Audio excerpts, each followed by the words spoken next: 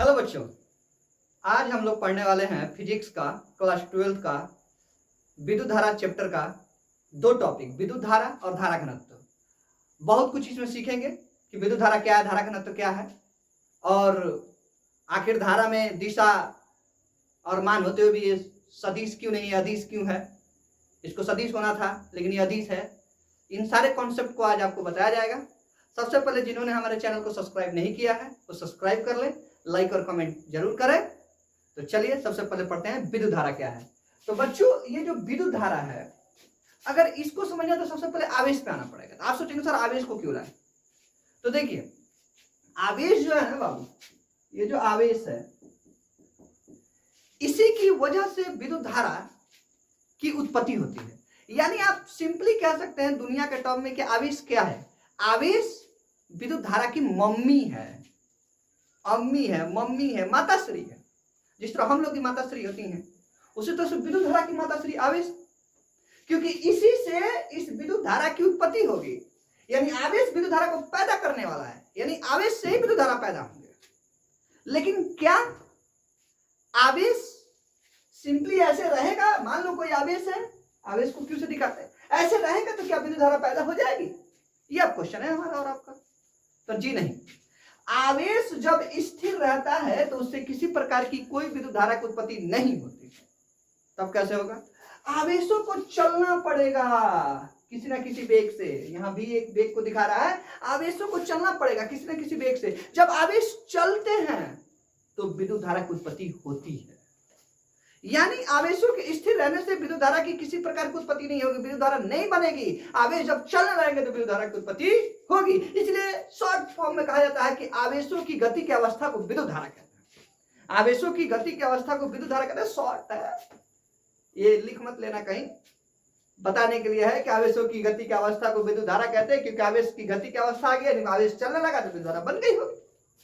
अब हमारा ये आवेश जो गतिमान होंगे तो उसकी वजह से धारा बनेगी। तो धारा कहां बहती है? किसी न किसी चालक में। तो सबसे पहले एक चालक लीजिए आप, ये मान लीजिए एक चालक, राइट। अब इस चालक का हम क्या करेंगे, एक क्षेत्रफल ले लेंगे, एक अनुप्रस्थ काट क्षेत्रफल, एक कोई तल काट लेंगे। इसमें से एक तल है, देखिए ये वाला। अब इस तल से देखेंगे हम लोग कि एक सेकेंड में कितने आवेश गुजर रहे हैं। किसी भी चालक के तल के नियत बिंदु से, इस पे कोई बिंदु दे लो, ये कोई बिंदु है P, मान लो इस बिंदु का नाम दे दिए P। तो किसी भी चालक के तल के एक नियत बिंदु से गुजरने वाली आवेशों को देखिए आप। सबसे पहले क्या करना है आपको, सिंपली अगर विद्युत धारा को आपको जानना है तो आपको एक सुचालक लेना होगा, उसके किसी तल पे जाना होगा और उस तल के एक नियत बिंदु से गुजरने वाले आवेशों को देखना। अब आप देखिए कि आवेश इधर से अगर जा रहे हैं, ऐसे पार कर रहे हैं, तो आप ये देखिए कि एक सेकंड में कितने आवेश पार कर रहे हैं। यानी किसी भी चालक के लिए गए तल के नियत बिंदु से एक सेकंड में कितने आवेश पार कर रहे हैं, ये हमें देखना है।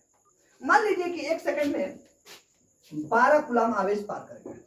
आवेशों की मात्रक होती है कूलाम, तो 12 कूलाम आवेश पार कर गए तो धारा 12 एम्पियर होगी बच्चों, धारा 12 एम्पियर। अगर एक सेकंड में इसी तल के नियत बिंदु से अगर हमारा 5 कूलाम का आवेश पार कर गया तो धारा 5 एम्पियर होगी। यानी हम क्या देख रहे हैं, क्या समझ रहे हैं इससे? ये जो पूरी लॉजिक जो आपको कहना चाहती है, क्या समझ में आया? कुछ कहना ये चाहती है कि किसी भी सुचालक के चालक के तल के नियत बिंदु से एक सेकंड में गुजरने वाले आवेशों की मात्रा को, आवेशों को ही विद्युत धारा। विद्युत धारा का स्टैंडर्ड डेफिनेशन देख लीजिए, किसी भी चालक के तल के नियत बिंदु से एक सेकंड में गुजरने वाले आवेशों को ही विद्युत धारा। चलिए इसका डेफिनेशन लिख लेते हैं। विद्युत धारा क्या है बच्चों? तो विद्युत धारा क्या है ये देखिए, किसी भी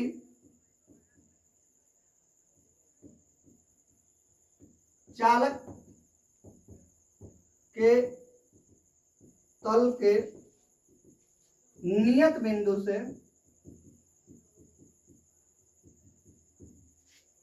होकर नियत बिंदु से एक सेकंड में गुजरने वाले आवेश को ही विद्युत धारा कहते हैं।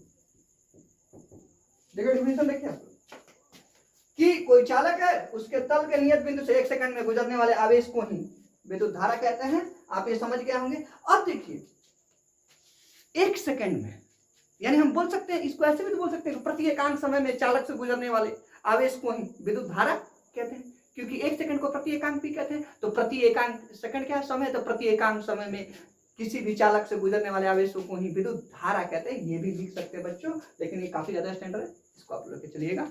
अब आगे चलते हैं। अगर धारा की बात करें तो धारा को किसे दिखाते हैं, आई से। अब आई बराबर क्या होगा, तो देखिए जब किसी को प्रति एकांक, जिस प्रति एकांक में 1 सेकंड का मतलब प्रति एकांक समय, तो प्रति एकांक समय जिसके साथ प्रति एकांक लग जाता है वो बट्टा में नीचे की तरफ आता है, बट्टा में नीचे की तरफ, लिख लिया ठीक।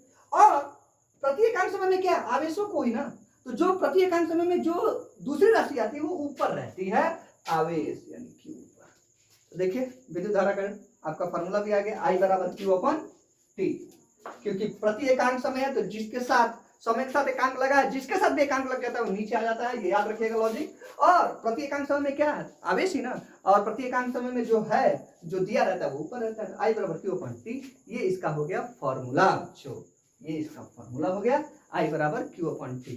अब कोई हमसे पूछेगा कि सर इसका मात्रक क्या होता है, तो देखो मात्रक के लिए क्या करते हैं, सिंपली जो फॉर्मूले में जो भी राशि आती हैं उनका अपना मात्रक रख देते हैं। कूलाम का मात्रक क्या, आवेश का मात्रक क्या, कूलाम, समय का मात्रक क्या, सेकंड, तो आई धारा का मात्रक क्या आ गया, कूलाम पर सेकंड। ये धारा का मात्रक है, क्या ये एसआई मात्रक है। देखो दुनिया में 2 तरह के कॉन्सेप्ट है मात्रक में, कुछ सामान्य मात्रक होते हैं, कुछ एसआई मात्रक होते हैं। ये सामान्य मात्रक है, कोई एसआई मात्रक नहीं है। यानी अगर कभी आपसे पूछे कि विद्युत धारा का मात्रक इनमें से कौन है बिहार बोर्ड में, तो आप कूलाम पर सेकंड तो लगा सकते हैं, क्योंकि मात्रक लिखा है, एसआई मात्रक नहीं लिखा है, और यह एक मात्रक है। लेकिन इसी कूलाम पर सेकंड को एम्पियर कहा गया बच्चों, क्या कहा गया, एम्पियर। इसी कूलाम पर सेकंड को एम्पियर कहा गया, जिसे ए से दिखाते हैं, और यह धारा की क्या हो गई, एसआई मात्रक। यह धारा की एसआई मात्रक, यानी कूलाम पर सेकंड को एम्पियर कहा जाता है, और एम्पियर को ए से डिनोट करते हैं, दिखाते हैं, और एम्पियर को ए से जो दिखाते हैं वही ए कैपिटल ए धारा की एसआई मात्रक होती है। इसलिए देखिए मैंने यहाँ लिखा 5 एम्पियर 12 एम्पियर की एसआई मात्रक में। अब धारा की बीमा हम लोग देखेंगे बच्चों कि धारा की बीमा क्या है। तो आई बराबर फॉर्मूला क्या था, क्यू अपॉन टी। तो किसी भी चीज की बीमा निकालने के लिए हमारे पास क्या होना चाहिए, उसका फॉर्मूला होना चाहिए। लेकिन क्या आई जो हमारा विद्युत धारा है, क्या वो मूलभूत राशि है? अगर मूलभूत राशि है तो उसकी बीमा निकालनी नहीं जाती। हमेशा बीमा व्युत्पन्न राशियों की निकाली जाती है, मूलभूत राशियों की थोड़ी निकाली जाती है। कहां पढ़े हो जी? तो अगर मेरी धारा मूलभूत राशि है तो इसकी बीमा निकालेंगे नहीं, ये ऑटोमेटिक है।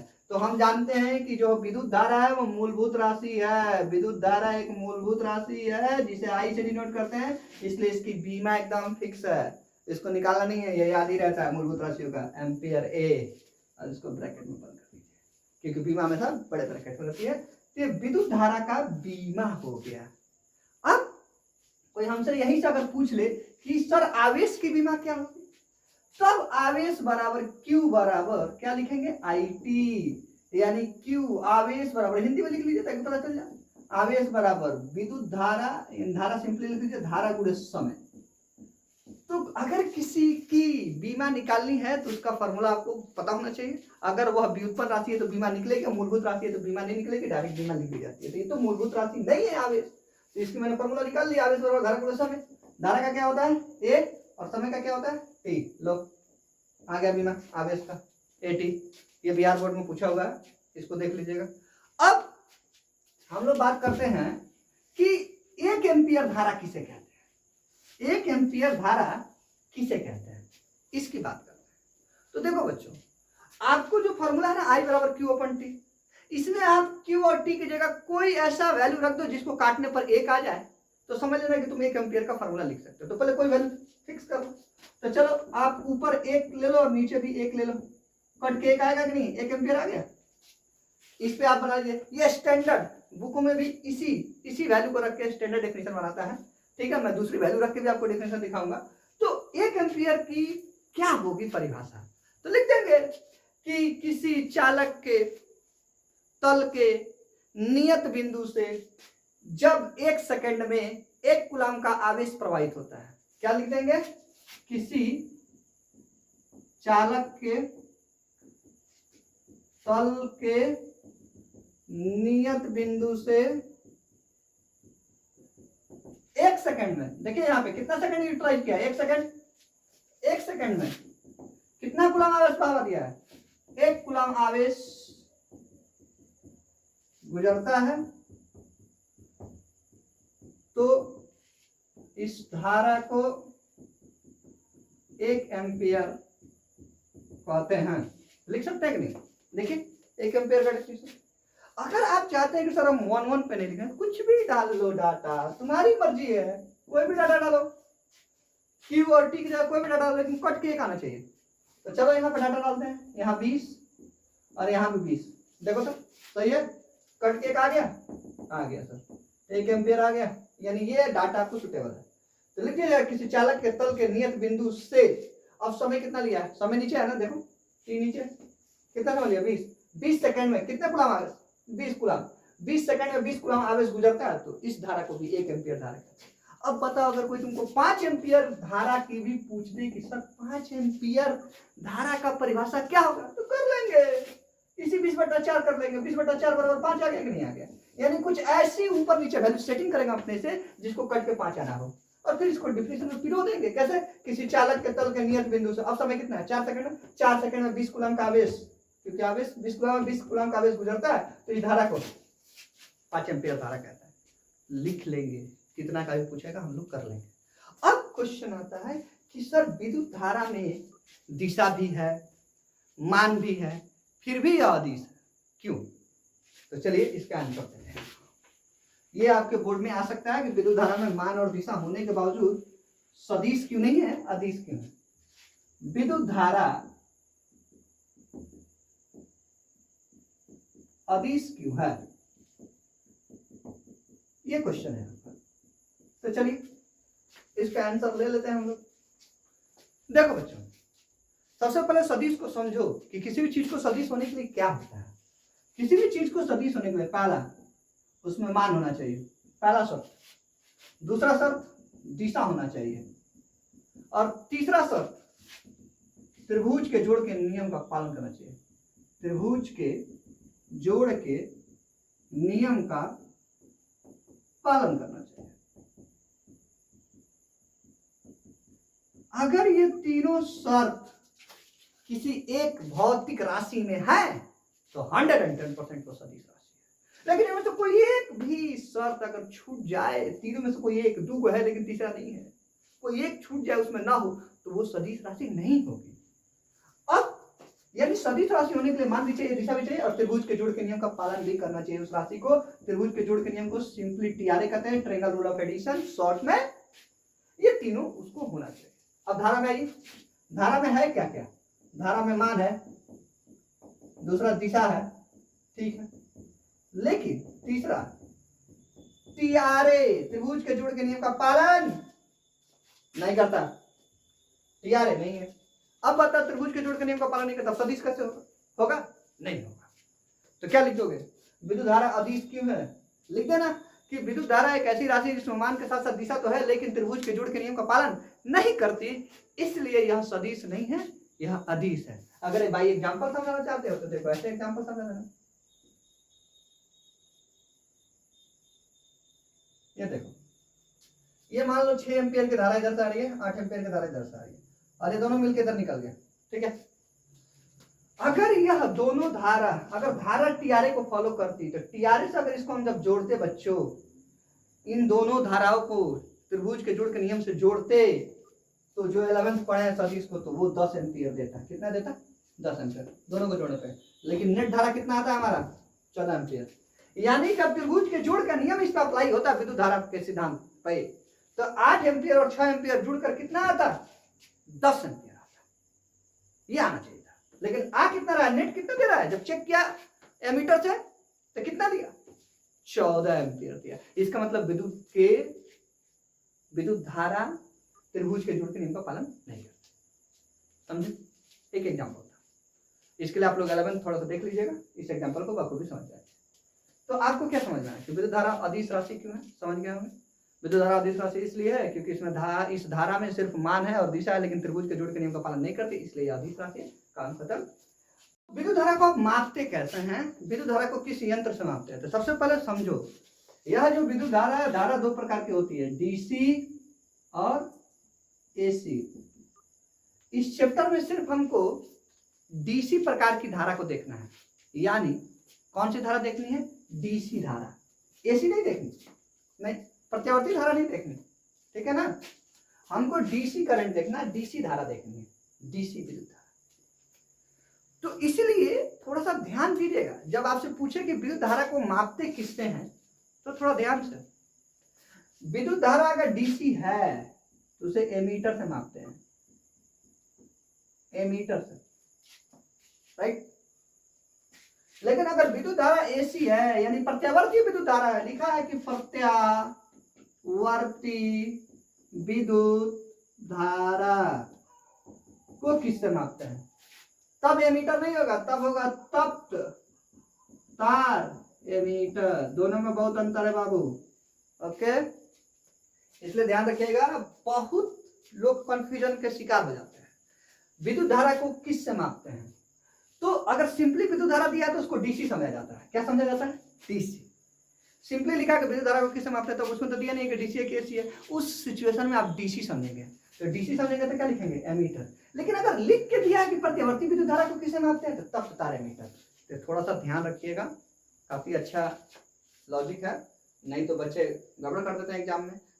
प्रतिवर्ती विद्युत धारा का यंत्र पूछता है कि किससे मापते हैं, तो लड़का एमीटर मान के चला आता है, जबकि आंसर होगा तप्त तार एमीटर। और लिख दे कि डीसी विद्युत धारा किससे मापते हैं, एमीटर तो होगा ही नहीं। और सिंपली अगर बोल दे कि विद्युत धारा को किससे मापते हैं, तो भी सिंपल, अगर खाली विद्युत धारा भी लिखा है तो भी हम डीसी वाला ही समझते हैं, तो आंसर क्या देंगे? एमीटर देंगे। ओके बच्चों, अब धारा घनत्व की बात करते हैं कि धारा घनत्व क्या है। तो देखो बच्चों, धारा घनत्व के बारे में समझने के लिए एक चीज समझिए आप, ये मान लीजिए कोई चालक है, ठीक है। इस चालक में एक क्षेत्रफल हमने लिया, एक अनुप्रस्थ काट क्षेत्रफल, एक छोटा सा काट लिया। अब क्या करना है हम लोग को, यहां से धारा जो गुजर रही है, मान लो आई एम्पियर की धारा यहां से गुजर रही है, और ये काटा गया अनुप्रस्थ काट क्षेत्रफल का एरिया कितना है? ए है, ठीक है। अगर धारा लिए गए तल से अभी लंबवत गुजर रही है, धारा घनत्व को समझने के लिए थोड़ा सा ये टर्म समझना पड़ेगा, कंफ्यूजन मत पालिएगा। अगर यह तल है और इस तल से धारा गुजर रही है आई, और इस तल का एरिया है ए, और तल से धारा कितना डिग्री बना के गुजर रही है? तल से धारा कितना डिग्री बना के गुजर रही है बच्चों? 90 डिग्री। यानी जो तल है, जस्ट सपोज ये तल है और ऐसे धारा जा रही है, 90 डिग्री है? तो अगर 90 डिग्री है, जब किसी तल से धारा ऐसे गुजरे कि धारा उस तल पर लंबवत हो, तभी आपका धारा घनत्व निकल सकता है। यानी धारा घनत्व के बारे में समझिए, उसका एक कंडीशन है कि धारा घनत्व उसी शर्त पर निकालें जब उससे गुजरने वाली धारा, किसी तल से गुजरने वाली धारा उस तल पर लंबवत हो। तो अभी तो लंबवत है, तो लंबवत है तो धारा घनत्व को किससे दिखाते हैं? जे से। तो जे बराबर क्या लिख लेंगे? आई बट्टा ए। क्या लिख लेंगे? आई बट्टा है। जे का फॉर्मूला हो जाएगा आई बट्टा है, क्योंकि धारा घनत्व होता है प्रति एकांक क्षेत्रफल से गुजरने वाले धारा को ही धारा घनत्व कहते हैं। प्रति एकांक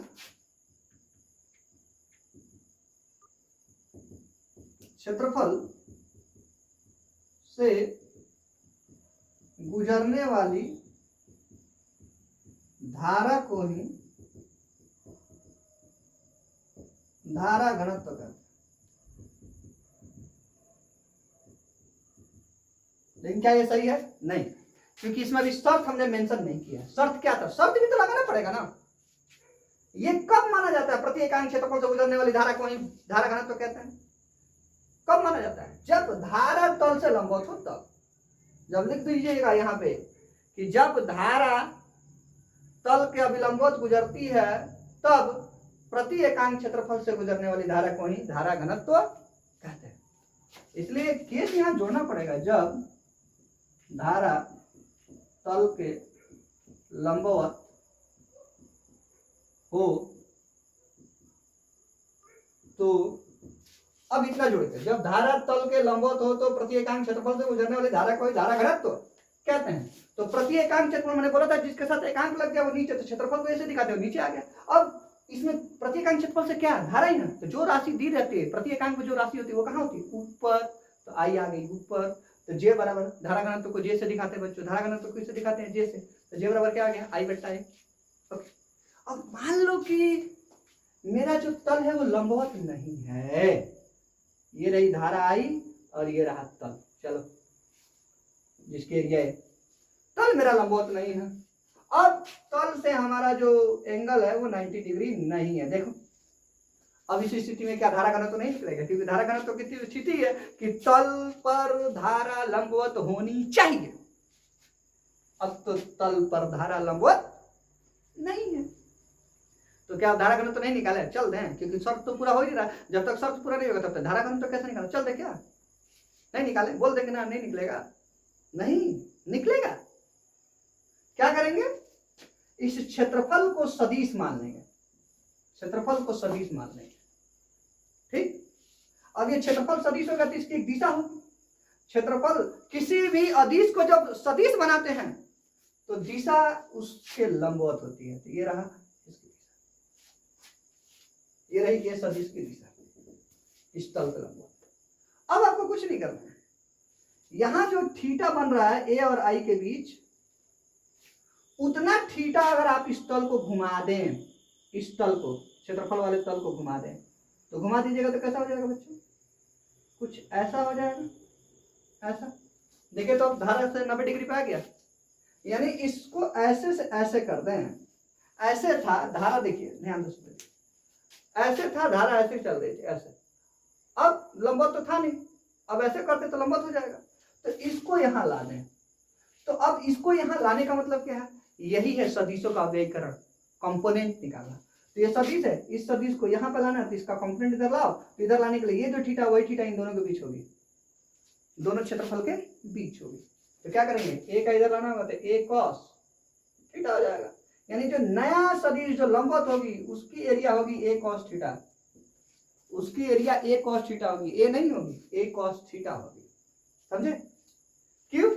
क्योंकि यह जो था लंबवत तो था नहीं, लंबवत होने के लिए हम इसको सीधा किए, यानी इसी क्षेत्रफल को ऐसे कर दिए, सीधा कर दिए ताकि लंबवत हो जाए। तो इसका मतलब सीधा करने का तो फिजिक्स में सीधा खड़ा होता है। इसका मतलब होता है कि इसका आप प्रोजेक्शन इधर निकालिए, इस पर लंबवत को निकालिए, और देखिए क्या रहा है। तो ए का प्रोजेक्शन जिसका मान ए था, इधर अगर निकाला तो क्या है? ए कॉस थीटा आया। यानी लंबवत वाला क्षेत्रफल कितना आया? ए थोड़ा आया, लंबवत वाला क्षेत्रफल आया ए कॉस थीटा। तो अब लिखेंगे जे बराबर आई अपॉन, अब ए नहीं लिखेंगे क्योंकि पूरा जो लंबवत क्षेत्रफल है वो ए नहीं है, जो टेढ़ा वाला क्षेत्रफल था वो ए था। अब लंबवत क्षेत्रफल कितना है? ए कॉस थीटा, तब ए कॉस थीटा, ठीक है। अब आई बराबर क्या आ गया? जे ए कॉस। अब आई बराबर जे ए कॉस थीटा आ गया, तो इसको कैसे लिख सकते हैं? तो आप पढ़े होंगे ए डॉट बी बराबर होता है ए बी कॉस थीटा, पढ़े होंगे आप लोग। इस सिद्धांत से हम क्या लिख सकते हैं? आई बराबर जे डॉट ए, आई बराबर जे डॉट ए को भी हमने सदिश, और जे यहां से क्या सिद्ध हो गया कि सदिश है। जे क्या सिद्ध हो गया? यानी धारा घनत्व तो एक सदिश राशि है। कभी एग्जाम में अगर पूछ दे कि धारा घनत्व तो क्या है, तो धारा घनत्व एक सदिश राशि है। समझे? आई बराबर जे कॉस थीटा है, इस सिद्धांत से ए डॉट बी बराबर ए बी कॉस थीटा, तो उस सिद्धांत से हम ए बी कॉस थीटा को ए डॉट बी लिख सकते हैं, तो जे कॉस थीटा को जे डॉट ए लिख सकते हैं, जिसमें जे और ए दोनों सदिश हैं। ए को खुद से सदिश बनाया, जे सदिश है। तो धारा घनत्व जिसको जे से दिखाते हैं वो एक सदिश राशि है, और सदिश राशि की दिशा होती है। तो अगर कोई पूछे कि सदिश राशि की दिशा होती है तो जे की दिशा किधर, धारा घनत्व की दिशा किधर है? तो जो क्षेत्रफल होता है ना, जो आपने क्षेत्रफल ले रखा है उसमें उस बिंदु पर जहां से धारा गुजर रही है वहां पे देखते हैं कि धनावेश किधर जा रहे हैं। धन आवेश जिधर जाते हैं वही धारा घनत्व की दिशा होती है। और धन आवेश जिधर जाते हैं, धन आवेश जिधर जाते हैं वह भी धारा की भी दिशा होती है। धारा की दिशा किधर लेते हैं? हाँ? अगर कोई आपसे पूछे कि धारा की दिशा क्या है, तो धारा की दिशा होती है धनावेशों के गति की दिशा। यही ना होती है जी, धनावेश जिस दिशा में गति करते हैं वही दिशा धारा की दिशा होती है। या ऋणावेशों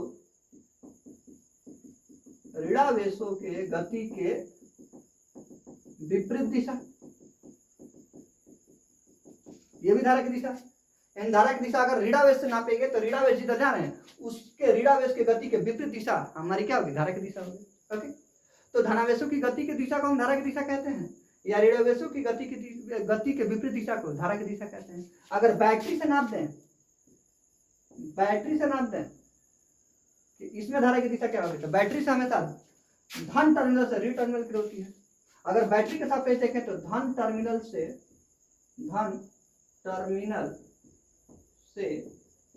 ऋण टर्मिनल की ओर धारा की दिशा होती है। ये विद्युत धारा की बात कर रहा हूं, धारा घनत्व की बात नहीं कर रहा। धारा की दिशा होती है। ओके, तो अगर हमसे कोई पूछ दे कि भाई धारा की दिशा किधर होती है, तो आप इन तीनों को बता सकते हैं। धारा की दिशा, विद्युत धारा की दिशा कैसी होती है, किधर होती है, ये बताना होता बता दीजिएगा। धनावेशों की गति की दिशा में होती है, ऋणावेशों की गति के विपरीत दिशा में होती है, या अगर बैटरी के सेंस में बात करें तो धन टर्मिनल से ऋण टर्मिनल की ओर धारा की दिशा होती है। कोई पूछेगा तो बता दीजिएगा, ये पारंपरिक दिशा है, ये माना गया है। ओके, अब आइए धारा घनत्व की दिशा। तो धारा घनत्व की दिशा मैंने क्या बताया कि जो आपने क्षेत्रफल ले रखा है उस क्षेत्रफल के किसी बिंदु से जो धनावेश गुजरता है, तो धनावेश जिस दिशा में गुजरता है, धनावेश जिधर जाता है वही धारा घनत्व की दिशा होती है। धनावेशों के गति की दिशा ही हमारी धारा घनत्व की दिशा होती है। तो क्या धनावेशों की गति की दिशा धारा की दिशा नहीं होती है? होती है कि नहीं? धनावेशों की गति की दिशा धारा की दिशा होती है। और धारा घनत्व की दिशा क्या बताई जा रही है कि धनावेशों की गति की दिशा को ही धारा घनत्व की दिशा कहते हैं। यानी सिंपली हम कह सकते हैं कि धारा घनत्व की दिशा धारा की दिशा में, विद्युत धारा की दिशा में होती है। तो अगर कोई आपसे पूछ दे तो बता दीजिएगा कि अगर धारा घनत्व सदिश राशि है तो उसकी दिशा किधर है। धारा घनत्व की दिशा जो विद्युत धारा प्रवाहित हो रही है विद्युत धारा की दिशा में होती है। विद्युत धारा जिधर जा रही है उधर ही धारा घनत्व की दिशा दी गई है। ओके, अब धारा घनत्व का अगर हमसे कोई पूछ दे कि सर इसका बीमा क्या होगा, चलिए ये बोर्ड में पूछा गया क्वेश्चन है धारा घनत्व की बीमा। तो J बराबर क्या आपने पढ़ा, I/A। अगर हमारा क्षेत्रफल लंबवत है तो डायरेक्ट A आएगा, यानी धारा जहां से आ रही है वह तल खुद धारा पर लंबवत है तो A लिखेंगे। और धारा पर लंबवत नहीं है, तल टेढ़ा है, ठीक है, धारा से 90 डिग्री नहीं बना रहा है, तो वहां पे लिखेंगे I/A cos थीटा। क्योंकि कभी भी नीचे जो लिया जाता है, जो क्षेत्रफल लिया जाता है वो हमेशा धारा पे लंबवत वाली ली जाती है। तो अगर धारा पे कोई लंबवत क्षेत्रफल नहीं है तो उसको कैसे ले लेंगे? उसका जो लंबवत क्षेत्रफल निकल के आएगा, जो कि लंबवत क्षेत्रफल क्या होता है, जो अगर कोई लंबवत नहीं है क्षेत्रफल और उसका लंबवत क्षेत्रफल निकालते हैं तो क्या आता है A cos थीटा। तो हमेशा A cos थीटा रखेंगे। अगर लंबवत नहीं है तो लंबवत निकाल कर रखेंगे, अगर लंबवत है तो सीधे A रख देंगे। अब इन दोनों में से किसी फार्मूला का उपयोग करो धारा घनत्व की बीमा निकालने के लिए। चलो ऊपर वाला ये नीचे वाला, चलो नीचे वाला कर रहे हैं। चलो तो लिखेंगे J बराबर बीमा, I की क्या होती है A, और क्षेत्रफल का होता है लंबाई में चौड़ाई, और cos थीटा का बीमा में कोई योगदान ही नहीं होता तो छोड़ दो। A लंबाई का क्या होता है L, चौड़ाई का भी L, तो A/L², A L का पावर -2 ऐसे भी लिख सकते हैं, या L पहले होता है तो L का पावर -2 A, ये होगी इसकी बीमा। देखिए ए बीमा हो गई। तो आप यहाँ से भी निकालते जाए, यहाँ से बीमा वही आनी है क्योंकि cos थीटा का योगदान तो होता नहीं बीमा में, तो यहाँ से भी निकालेंगे तो यही आएगा। आप ऐसे निकाल लेंगे, कोई डाउट? ऐसे निकाला जाता है धारा घनत्व की बीमा। तो आज का टॉपिक यही तक, फिर मिलते हैं कल बच्चों इसके अगले कड़ी के साथ। Thank you for watching.